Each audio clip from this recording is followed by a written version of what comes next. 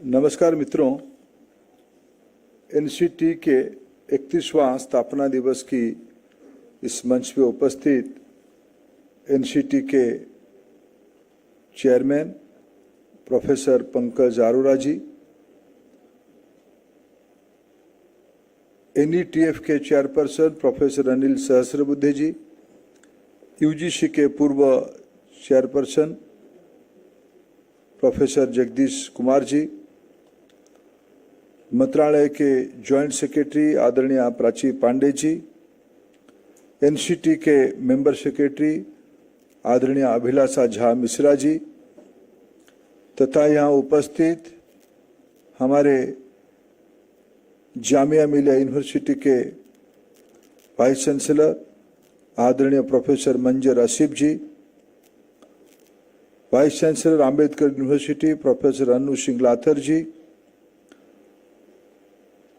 हमारी एनआईओएस के chairperson professor Akhilesh Mishra जी,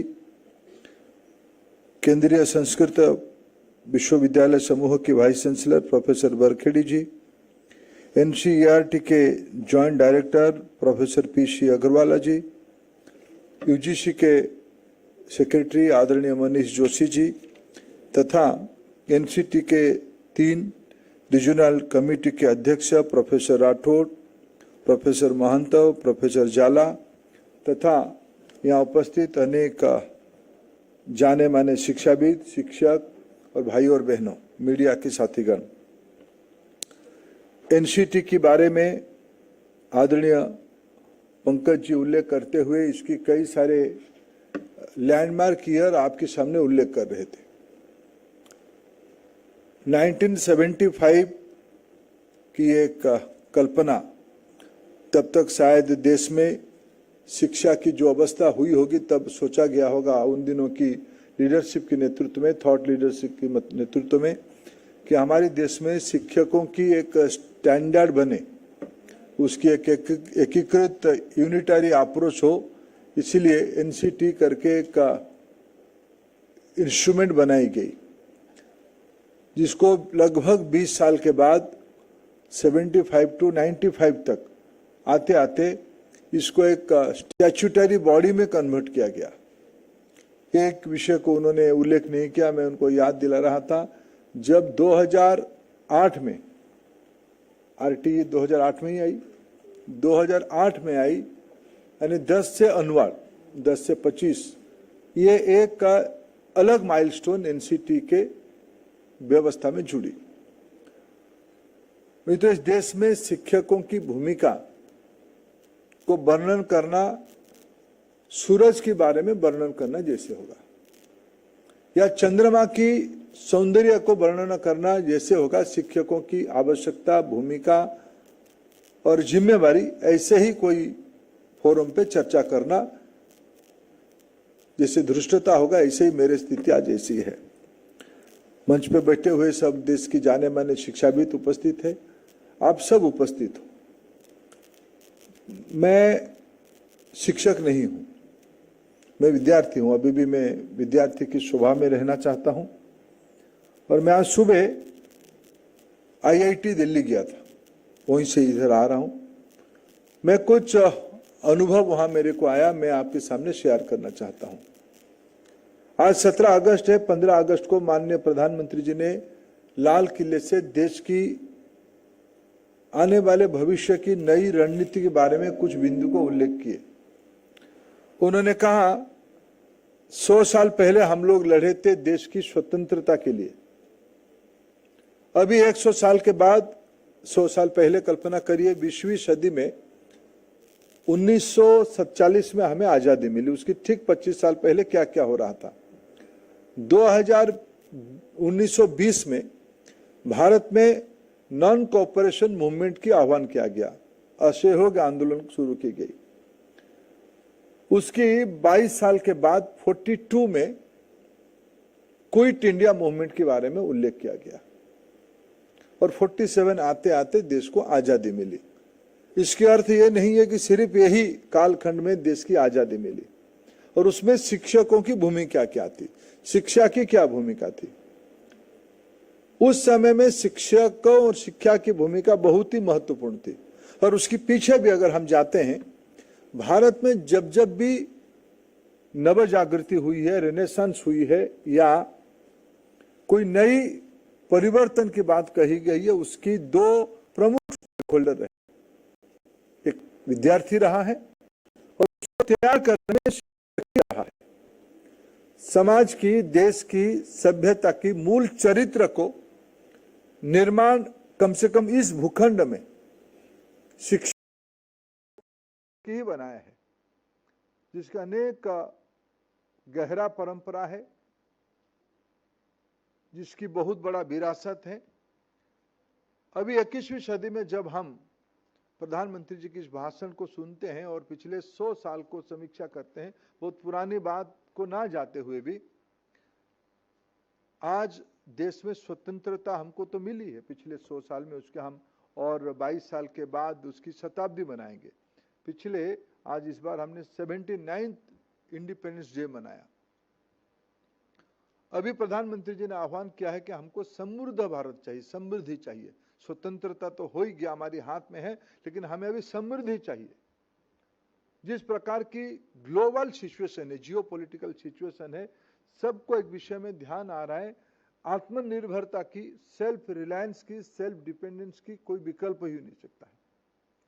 और इस सारे को उपलब्ध करने के लिए, हासिल करने के लिए हमारी स्कूली शिक्षा की महत्व ज्यादा है। हमें देश को अगर एक समृद्धि की देश बनानी है, तो हमारी आवश्यकता को हमें ही पूरा करना पड़ेगा। हमारी नित्य व्यवहार की आवश्यकता, जो आज ज्यादातर टेक्नोलॉजी आधारित हो चुका है, विज्ञान आधारित हो चुका है, सहज जिंदगी के हम अभ्यासु बन चुके हैं, उस समय में हमारी आवश्यकता को हमें ही बनाना पड़ेगा। इसी की अगर प्रेशर कहिए, उसकी अगर जिज्ञासा कहिए, इसी की अगर एक वातावरण हम बना पाते हैं स्कूली बच्चों में, तब वही जाके आगे उच्च शिक्षा में उसकी और उच्चतर काम करेंगे। मैं आज सुबह जो IIT की कुछ अनुभव आपके पास लेके आया हूं। कुछ बच्चों ने कहा कि हमारे देश में लर्निंग गैप्स है। सबकी आयु में, उनकी एवरेज मीडियन आयु पता कर रहा था, 20-22 साल के बच्चे हैं। यूजी के स्टूडेंट से, पोस्ट ग्रेजुएशन के स्टूडेंट है, PhD कुछ लोग करते हैं। उन लोगों के दिमाग में जो प्रमुख 4-5 उन्होंने, मैंने कहा कि आपकी सपने क्या हैं, व्हाट आर योर ड्रीम्स, आपके मन में चैलेंजेस क्या आ रहा है और आपको अपॉर्चुनिटी क्या दिख रही है। ये 3 प्रश्न में आप आपका मन की बात बताओ। 10-15 बच्चों ने अपने विषय को कहा। सभी के बीच में एक कॉमन थ्रेड था, हमारी लर्निंग गैप्स आज है, हम उस लर्निंग गैप को पूरा करना चाहते हैं, हम उसी में काम करना चाहते हैं। मित्रों, आज देश में सबसे दुर्मूल्य चीज कोई है, सबसे कोई अनमोल चीज है, तो हमारी बच्चों की पढ़ाने की प्रणाली, बच्चों की पढ़ाने की प्राथमिकता। और उसको पढ़ाने की प्रणाली, पढ़ाने की प्राथमिकता, क्या पढ़ाया जाएगा, कैसे पढ़ाया जाएगा, उसमें टेक्नोलॉजी कितनी आएगा, उसमें मेंटल वेलनेस कैसे रहेगा, मेंटल चैलेंजेस क्या रहेगा, स्क्रीन टाइम रहेगा कि नहीं रहेगा, ये सारा विषय उससे जुड़ा हुआ है। और इसकी नेतृत्व करने वाले समूह है हमारी देश की शिक्षक, और उसकी ये रेगुलेटरी बॉडी है NCT। मित्रों, मैं 4 साल से NCT के साथ जुड़ा हूं। मैं पंकज जी को बधाई देता हूं। उनको मैंने पूछा कि कितने दिनों के बाद NCT की स्थापना दिवस आपने आयोजन करने की बीड़ा उठाई। उन्होंने बोला मैं पिछले साल भी करवाया था, हमें शायद बुलाया नहीं था, नहीं तो बुलाते तो मैं समय निकाल के आता ही, या बुलाया होगा तो मैं आ नहीं पाया होगा। उनको पहले धन्यवाद, आपने मेरे को NCT की इस स्थापना दिवस में बुलाया और बहुत मान्यगण्य व्यक्तियों को आपने एकत्रित किया। मैंने हायर एजुकेशन के बहुत सारे व्यक्तित्व को यहाँ देख पा रहा हूँ। स्कूल एजुकेशन के आप सब तो अथॉरिटी यहाँ उपस्थित हो, एजुकेशन की भी आप अथॉरिटी यहाँ उपस्थित हो, क्योंकि इस बीच में एक वासी एरिया है, टीचर्स एंड टीचर्स एजुकेशन, ये दोनों की दायित्व माने स्कूल एजुकेशन के साथ जुड़ा है और हायर एजुकेशन के साथ जुड़ा है। विशेष करके देश के हमारी संस्कृत यूनिवर्सिटियों के साथ जुड़ा है। मैं उड़ीसा से आता हूँ। मैं उड़िया के विद्यार्थियों को देश की सभी संस्कृत इंस्टीट्यूशंस में मिलता हूँ।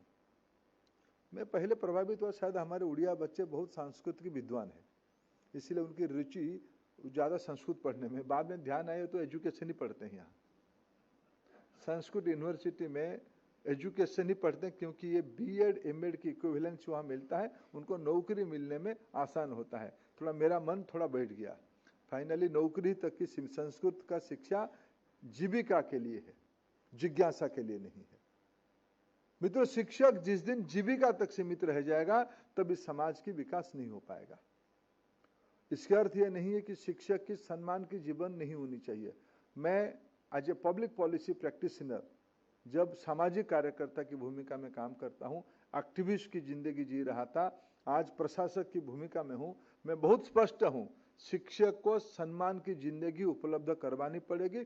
सर्वोच्च स्थान देने से समाज समृद्ध होगा, लेकिन उतना ही उत्तरदायित्व, उतना ही, ये तो इतना ही लगभग तो 7th पे कमीशन लागू है ही, और राज्यों ने कब लगभग 7th पे कमीशन को लागू करने के आप लोगों ने बाध्य करा ही लिया है। और मैं जब जब जहां जहां जाता हूं उसको समर्थन भी करता हूं कि शिक्षक की सम्मान की जिंदगी को उपलब्ध करवाना ही पड़ेगा, इसमें शॉर्टकट से काम नहीं चलेगा। लेकिन मेरा प्रश्न जब आपकी सभा में आया हूं, और मैं अभी पंकज जी को और एक प्रश्न पूछा, पंकज जी जो एनसीटी में कोर्ट कचहरी में कितने दिन जाना पड़ता है और शिक्षकों की गुणवत्ता में कितने दिन जाना पड़ता है? ये ज्यादातर निर्णय तो हमारे जो 3 रीजनल चेयरमैन बस बैठे काम वही करते हैं। संस्था को अनुमति देना नहीं देना, किसको देना, कैसे देना, उचित उपाय में देना, अनुचित उपाय में नहीं देना, सब उन्हीं की विषय है। 1993 में जिन्होंने इस स्टैट्यूटरी एक्ट को बनाया उनको मैं कभी कोशिश करूंगा, उन लोगों ने जिन्होंने जिस लीडरशिप ने बनाया उनको समझने के लिए आपने इस प्रकार की एक्ट कैसे बनाई। देश में मैंने कभी स्टैटिस्टिक्स निकाला, 5 लाख शिक्षक प्रति वर्ष जरूरत होते हैं। हमारी एनसीटी 15 लाख विद्यार्थियों को पढ़ने की अनुमति दिया है। ये डिमांड सप्लाई के रेशियो की इम्बैलेंस मेरे समझ की बाहर है। अगर पंकज जी और हमने रीजनल डायरेक्टर, आप सभी लोग मेरे लिए कुछ समाधान निकाल के ले आ पाओगे तो बहुत उचित होगा। 2-3 साल पहले अभी जगदीश जी को मैं कुछ काम छोड़ के जा रहा हूं, बाकी वो अपना जब आपको उद्बोधन देंगे वो आपको कुछ विषय में उल्लेख करेंगे, कुछ विषय में अनिल जी भी करेंगे। सच में मैं जब शिक्षा विभाग के काम संभालता हूं, मेरे ज्यादा समय में चिंता में रहता हूं जो टीचर्स की दुनिया को कैसे संभाले। 1 करोड़ टीचर आज देश में, भगवान के बाद अगर माँ पिताजी अपने बच्चे की ग्रोथ के लिए सबसे किसी पे ज्यादा भरोसा करते हैं वो टीचर पे भरोसा करते हैं। स्कूल गोइंग बच्चों के लिए स्कूल टीचर के ऊपर भरोसा करते हैं। क्या हम अपना प्रश्न उठाएं कि भाई ये जो व्यवस्था ये रोजगार है या जिज्ञासा समाधान है, जीविका है या जिज्ञासा समाधान है? इसमें एक मूल प्रश्न छुपा हुआ है। एनसीटी जब बनी उसे काफी आगे हम जा चुके हैं। टीचर स्टैंडर्डाइजेशन की पॉलिसी हमने लाया है, मेंटरशिप की पॉलिसी हमने लाई है। एनईपी ने टीचर्स कैपेसिटी के बारे में बहुत सारा एम्फासाइज दिया गया है। इस बार सरकार ने टीचर्स कैपेसिटी बिल्डिंग के लिए एनसीईआरटी, एनसीटी की नेतृत्व में राज्यों में काम करने वाले एससीईआरटी और डाइट, इसकी इन सर्विस टीचर कैपेसिटी के लिए बहुत महत्व दिया है। आईटेप जैसे एम्बिशियस प्लान बनाई गई है। मैं आने के पहले आईटेप की कल्पना बन चुकी थी। अभी एनईपी ने कहा कि आईटेप 4 इयर्स होगा। मेरे मन में आपके सामने आपकी फाउंडेशन डे में मैं एक प्रश्न रखता हूं, कभी उत्तर उसको मिलके निकालेंगे। हमने एनईपी में पहली बार कहा है कि हम एज 3, 4, 5 आयु 3, 4, 5 बच्चों को हम इनफॉर्मल एजुकेशन में जोड़ेंगे, क्योंकि आप सभी ने निर्णय किया कि बच्चे की ब्रेन डेवलपमेंट उसकी 8 साल की आयु तक हो जाता है। तो उसकी अगर प्रशिक्षण फॉर्मलाइजेशन शुरू होगा एज 3, उसको आपने एनईपी में कहा कि बाल बाटिका 1, 2, 3 जो शहरों में पहले केजी में प्ले स्कूल के नाम पे था, अभी भी भारत सरकार आंगनबाड़ी की जो दुनिया बनाई उसी को उद्देश्य रख के बनाई है, वहां भी कैरिकुलम है। सूर्य किरण से लेके मोंटेसरी तक कई प्रकार के कार्यकुलम वहां चल रहा है। इस बार भी जादुई पिटारा एनसीईआरटी ने बनाई है। ये सब एक ही प्रकार की चीज है। उसमें से मूल उद्देश्य बच्चा एंगेज्ड हो, बच्चा फॉर्मली दक्षता की ओर बढ़े। ऐसे ही वो समाज में रहते हुए सीखता है, लेकिन उसको थोड़ा इनफॉर्मली फॉर्मलाइजेशन की ओर ले जाना बड़ा क्रिटिकल काम है। लेकिन उसको करने के लिए उसमें तो अभी देश में आंगनबाड़ी की शिक्षिका है, प्ले स्कूल की कोई टीचर वहां है। हम बच्चों से अपेक्षा रखते हैं कि उसके मन में जिज्ञासा वृत्ति बढ़नी चाहिए, क्रिटिकल थिंकर होनी चाहिए। वो क्रिटिकल थिंकिंग उसके मन में फॉर्मल किताबों से नहीं आ सकता है, रटने से नहीं आ सकता है, रोट लर्निंग से नहीं आ सकता है। उसको गाना, स्टोरी, खेल, नाटक, अभिनय, ये सारे पद्धति के माध्यम से उसको लिटरेसी या न्यूमरेसी की पहले पढ़ाई होनी चाहिए। उसके लिए कॉम्पिटेंट व्यक्ति चाहिए। क्या 4 साल की आईटेप वाला व्यक्ति क्लास 1 की बच्चों को पढ़ाने के लिए राजी होगा क्या? ये मेरे मन में एक प्रश्न है। मैं आपसे आने वाले दिनों में कभी एक एनसीटी में आज 4 संस्था को आज जिम्मेवारी देके जा रहा हूँ। प्राची जी उसको एक प्रशासनिक ढांचा बना के एक व्यवस्था बनाए। एनसीटी, एनसीईआरटी, यूजीसी, क्योंकि फाइनली इसकी जो हायर एजुकेशन वाला कंपोनेंट है उसकी व्यवस्था यूजीसी की दायित्व में है। यूजीसी की प्रोफेशनल स्टैंडर्ड सेटिंग बॉडी जो नया बनेगा, जिसके बारे में जगदीश जी आपके साथ चर्चा भी थोड़ा करेंगे, उसके पास रहेगा। और उस सारे का ये सारा चीजों को कोऑर्डिनेशन करने के लिए भारत सरकार की एक व्यवस्था है निपा। ये 4 संस्था बैठ के भारत की शिक्षकों की दक्षता, भूमिका, दायित्व और भविष्य, ये 4 विषयों पे एक बार एक मौलिक चिंतन की आवश्यकता है। मित्रों, दुनिया बदल रही है, दुनिया बदल रही है। टेक्नोलॉजी इन दिनों में मनुष्य को जितना प्रभावित करता है, औद्योगिक क्रांति एक के बाद इतना प्रभावित नहीं किया था। हर एक 15 दिन में एक नया टेक्नोलॉजी पुराने टेक्नोलॉजी को ओवरपावर करने के लिए बन रही है। हर एक चीज प्रभावित कर रहा है, हर एक चीज अच्छा भी लग रहा है। इस समय में हम समझें, यानी शिक्षक समझें, समाज को समझाएं और ये दोनों समझ के बच्चों को बड़ा करें। ये बहुत ही चुनौतीपूर्ण काम है। इसको अटेंड किए बगैर कोई चारा भी नहीं, कोई रास्ता भी नहीं है। भारत की सभ्यता में इस प्रकार की इनहेरेंट व्यवस्था है। इसीलिए आज हम एक सभ्यता के रूप में यहां तक पहुंचे हैं, जिसको कभी कभी हम भारत की ज्ञान परंपरा में ढूंढते हैं। अभी राष्ट्रीय शिक्षा नीति ने बहुत सोच समझ के कस्तूरी रंगन जी की नेतृत्व में जो कमेटी बनी थी, उन्होंने कहा भारत की प्रारंभिक शिक्षा की व्यवस्था मातृभाषा में होनी चाहिए। मैंने आईआईटी के बच्चों को पूछा, मैं आईआईटी के नाम इसलिए बार बार ले रहा हूं, वो क्रीम है। आधे स्टेट बोर्ड की थे, आधे कोटा फैक्ट्री की बाहर थे। यानी नेचुरल टैलेंट भी आज आईआईटी में पहुंच रहा है। कोटा में जो आता है वो भी नेचुरल टैलेंट है। सीबीएसई में पढ़ने वाला बच्चा तो इक्विप्ड होता ही होता है, लेकिन स्टेट बोर्ड भी अच्छे कर रहे हैं। उनको पूछा मैंने कि आपको अगर तबीयत खराब होता है तो आप क्या करते हो? बोले डिस्पेंसरी जाते हैं। आईआईटी में भी जाते हैं, आईआईटी में भी जाते हैं। जब स्कूल में थे, घर में थे, आपकी गांव में भी जाते थे, वहां भी जाते थे। डॉक्टर को आपकी दिक्कत किस भाषा में बताते थे? आपको तो स्कूल में इंग्लिश मीडियम में पढ़ते हो, क्या आप उस डॉक्टर को आपकी दिक्कत इंग्लिश मीडियम में आप बताते थे? इंग्लिश में बताते थे या आपकी मातृभाषा में बताते थे? दिक्कत आपकी, मेरे को सर दुख रहा है, मेरे को पेट दुख रहा है, मेरे को इसमें यहाँ पेन हो रहा है, मेरे को ये दिक्कत है, तो मेरे को ये क्या करना चाहिए? ये सारे प्रश्न आपकी जो कष्ट की, जो पेन की क्वेश्चन है, उसको आप पूछते थे आपकी मातृभाषा में। डॉक्टर आपको आपकी भाषा में उत्तर देता था, प्रेस्क्रिप्शन लिखता था इंग्लिश में, उसको आप लेके आते थे फार्मेसी के पास। फार्मेसी वाला लड़का जो डॉक्टर नहीं है, वो तो विशुद्ध मातृभाषा में आपको उसकी उत्तर देके मेडिसिन देके छोड़ता था। मित्रों, कोई भी मैं आज भारत की शिक्षक समूह के सामने एक अपेक्षा रख रहा हूं। हमें ये जो भ्रम है,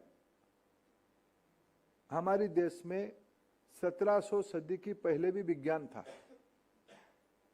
हमारी पहले मुगल आने की पहले भी विज्ञान था, हमारे देश में चिकित्सा प्रणाली थी, हमारे पास शास्त्र की, दर्शन की, साहित्य की अनेक प्रसंग थे, अनेक अनुभव थे। उस समय हमारी भाषा क्या होगी? कोई तो भारतीय भाषा होगा। पाली, प्राकृत, संस्कृत, तमिल, उड़िया, तेलुगु, बंगाली, मराठी, यही तो कोई भारतीय भाषा होगा। हिंदी, चलो हम उर्दू को भी अपना भारतीय भाषा मान ही लेते हैं। मुगलों की भाषा और हिंदी की सम्मिश्रण से उर्दू बनी है। यह भारतीय भाषा, भारतीय ज्ञान परंपरा और भारत की आकांक्षा, अभी अभी कभी आप लोग देख रहे होंगे, जब लर्निंग आउटकम्स की परख हो या असर हो, किसकी रिपोर्ट आती है, तब एक चीज मेरे को ध्यान में आती है। उसमें लगभग 60% बच्चे जितने लर्निंग आउटकम की इंडेक्स पे खड़ा होनी चाहिए उतना नहीं हो रहे हैं। हम किसमें खुश हो रहे हैं? पिछले बार 28 थे, इस बार 37 हो गया, ग्रोथ है। पिछले बार 38 था, इस बार 48 हो गया। इसके अर्थ है 52 से लेके 60% तक बच्चे अभी भी up to date learning outcome के इंडेक्स पे खड़े नहीं हो रहे हैं। इसके कारण क्या होगी? उसकी समाधान क्या होगी? इसकी प्रैक्टिशनर कौन है? क्या हमारे देश के बच्चों में इनोवेशन नहीं है, या हम समझ नहीं पा रहे उसकी इनोवेशन को? मित्रों, मैं जब बच्चों को मिलता हूं स्कूल्स में, कॉलेज में, इन दिनों में अटल टिंकरिंग लैब होने के कारण उसमें कभी कभी उसकी एक मॉडल भी सामने आता है। पहले भी साइंस लैब में कुछ ना कुछ होता था। ये सारे में आज के बच्चों की जो इनोवेटिव कैपेसिटी हम दिखते हैं, या कोई बड़े विषय को डीकोड करके सहज बनने की जो कैपेसिटी दिखते हैं, बड़ा आकर्षित और प्रभावित करता है। ये आप ही की मेंटरशिप पे हो रहा है, ऐसे नहीं कह रहा हूं कि आपकी इसमें हाथ नहीं है। इसलिए मैंने जब कहा सारे पुराने बैकग्राउंड और वर्तमान की चुनौती के साथ भविष्य को मैप करने के लिए हमारे पास कोई इकोसिस्टम है क्या? इसलिए मैंने पंकज जी को पूछा, आपकी काम प्रशासनिक भूमिका में कितनी जाती है? आप कितने समय आपकी कम्युनिटी को इकट्ठा करके आप भारत की नई पीढ़ी को, जिस नई पीढ़ी की संख्या है स्कूल में, तो आज 260 मिलियन 26 करोड़ बच्चे हैं, लगभग अमेरिका की साइज के बच्चे मेरे स्कूल में हैं। इनको अगर मैं, सभी में गुण है, हमारी स्केल गलत स्केल है, हमारी असेसमेंट, हमारी इवैल्यूएशनरी प्रोसेस यही लिमिटेड है। हमारी शहरों की गैरेज कोई आईआईटी, कोई ग्रेजुएट इंजीनियर या कोई डिप्लोमा वाला नहीं चलाता है। वहां 6, 7, 8 क्लास फेल हुआ कोई उस्ताद ही चलाते हमारी गैरेज। हमारी मोबाइल रिपेयरिंग इकोसिस्टम कोई ग्रेजुएट इंजीनियर के पास नहीं है। वो सारे चीज कोई अंडर मैट्रिक बच्चे के पास है। तो हमारी स्केल में ही तो कोई प्रॉब्लम है ना। वो टेक्नोक्राट है, इसको हमने जुगाड़ू कहते हैं, इसको हमने डुप्लीकेट कहते हैं। डुप्लीकेट जुगाड़ू कुछ नहीं होता है, वो इनोवेटर है। मैं गांधीनगर आईआईटी में एक व्यक्ति को, उन्होंने एक उनका इंस्टीट्यूट है, centre of innovative learning, CIL करके एक इंस्टीट्यूट है, उसमें उन्होंने एक अंडर मैट्रिक व्यक्ति को प्रोफेसर ऑफ प्रैक्टिस के रूप में रखा है। प्रोफेसर तो नहीं कहा है, टीचर ही कहा है। आईआईटी में कोई भी एम्प्लॉय मैट्रिकुलेशन के बिना नहीं हो सकता है। उन्होंने बोर्ड में पास करा के उसको रखा, अपॉइंटमेंट किया। वो क्या करता है, हमें वो दिखाया कि वो एक साइकिल मॉडल बनाए जिस साइकिल को रिवर्स पेडलिंग करने में आगे चलता है। तो उसकी इनोवेशन था। आप जहां जहां से आए हो और आपकी रोजमर्रे की आप सब एंटरप्रेन्योरशिप पढ़ाते हो स्कूल में थोड़ा थोड़ा। किसी ने मेरे को कहा कि कोई भी भारत के रेलवे स्टेशन के पास जो डेली हॉकर बैठता है उससे बड़ा MBA ग्रेजुएट कोई नहीं है। बोले कि वो सीजनल फ्रूट्स बिक्री करता है, सुबह फ्रूट्स बिक्री करता है या नाश्ता बिक्री करता है, दोपहर को कुछ और कमोडिटी बिक्री करता है, शाम को फूल बिक्री करता है। तीनों के बारे में 3 अलग अलग अट्रैक्टिव स्टोरी लाइन बताता है। व्यक्ति वही है जो हैंडीक्राफ्ट बनाते हैं हमारे देश में। क्या सिर्फ एक हैंडीक्राफ्ट एक ऑब्जेक्ट है? उसमें कुछ फिलोसफी है। इस बीच में मेरे राज्य उड़ीसा की एक व्यक्ति, ट्राइबल जिले की व्यक्ति, केवंझर के, उनको पद्मश्री 2 साल पहले भारत सरकार ने दिया। वो आए थे दिल्ली में, उनको मिला। मैं उनको मिलने के बाद मेरे कुछ मौलिक चिंतन में परिवर्तन हुआ। उन्होंने पूरा रामायण और महाभारत को कंठस्थ किया है। मैं तो उनको चित्रकार, मूर्तिकार, वो मूर्ति के, मैंने मिट्टी की मूर्ति के ऊपर उनको ये सम्मान मिला था। मैंने उनको कहा कि आप तो मूर्तिकार हो, आप इतने सारे ज्ञान कैसे आए? बोले कि मैं इतने ज्ञान नहीं रखूंगा तो मूर्ति कैसे बनाऊंगा? मित्रों, हमारे देश में शिक्षा की अनेक प्रकार की प्रक्रिया है। ये सारे प्रक्रिया को आज कैसे हम वर्तमान के समय में प्रासंगिक करते हुए भविष्य के लिए रास्ता बनाने के लिए उसको एक मॉडल बनाएंगे, ये मौलिक चिंतन एनसीटी की होनी चाहिए। कोर्ट कचहरी करते रहिए, रीजनल डायरेक्टर अपना काम करते रहे, लेकिन ये इसमें आपकी मदद भी थोड़ा चाहिए, सबकी मदद चाहिए। 2 साल पहले एक performance appraisal PR, performance appraisal report मांगा। वो मान्यवर कोर्ट ने उस पर एक लटका दिया ताला। ये जो सब चलाते हैं इस प्रकार के अनुष्ठान, आपके बिना आशीर्वाद के राठौड़ साहब नहीं चलते हैं।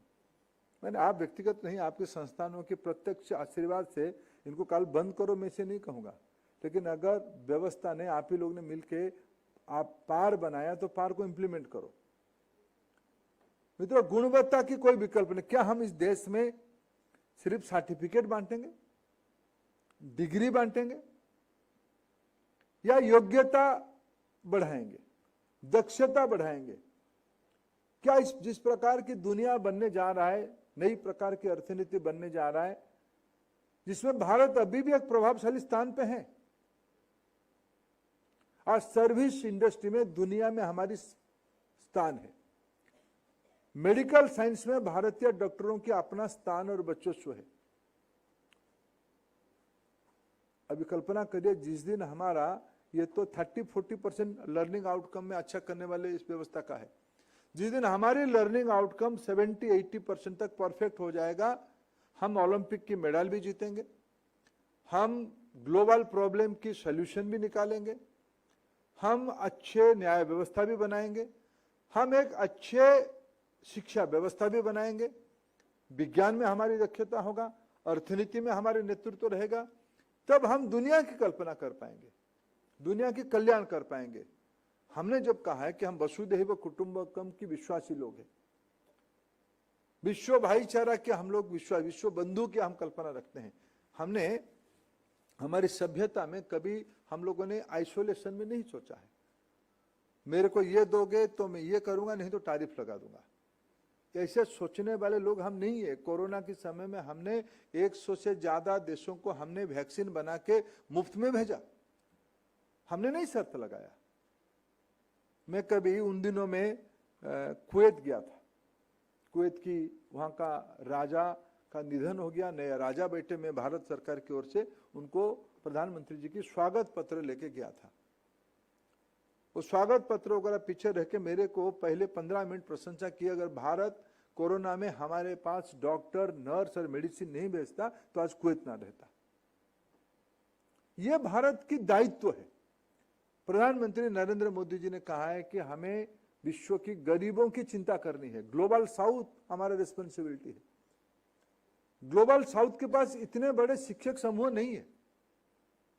हमको अनेकों देशों ने कहा हमको एनसीईआरटी की कार्बन कॉपी हमारे वहां बना के दीजिए, एनसीईआरटी 2-3 देशों में वो काम पे लगा है, उनको कैसे के एनसीईआरटी बना के दे। आज भी विश्व के अनेक देशों में भारतीय स्कूल शिक्षकों की वर्चस्व है। मैं हायर एजुकेशन की बात नहीं कहता हूं, भारत की स्कूल शिक्षकों की वर्चस्व अभी भी है। मित्रों, हमारी शिक्षकों के कंधे पे ना केवल भारत की विद्यार्थियों की, भारत की भविष्य की, दुनिया की, विशेष करके गरीब देशों की, ग्लोबल साउथ की देशों की बच्चों की भविष्य की दायित्व है। क्या अगर हम डिग्री ही बांटेंगे, सर्टिफिकेट बांटेंगे, ये कर पाएंगे क्या? इसलिए एनसीईटी अपना एक आत्मसमीक्षा करे। सरकार कुछ नई विषय सोच भी रहा है, योग्य समय में आपको उसके बारे में अवगत भी कराएंगे। लेकिन मैं आज आपकी स्थापना दिवस में भारत की शिक्षक समूह को अपनी जो नई दायित्व है, नई अपेक्षा है, नई आकांक्षा समाज के, उसमें, क्योंकि आपके बिना कोई आपकी विकल्प कुछ नहीं है। माँ पिताजी की विकल्प आज हो गया है, अडॉप्टेड फादर एंड मदर हो गया है। कोई अडॉप्टेड टीचर नहीं हो सकता, टीचर टीचर ही होगा। टीचर की कोई विकल्प नहीं है, शिक्षक की कोई विकल्प नहीं है। इसलिए आपकी सामने जो दायित्व है, उस विषय में आपकी स्थापना दिवस में आप कुछ नया सोचोगे और देश के लिए आप दायित्व लोगे। इसी अपेक्षा के साथ आप सबको मेरे को निमंत्रित करने के लिए बहुत बहुत धन्यवाद। नमस्कार।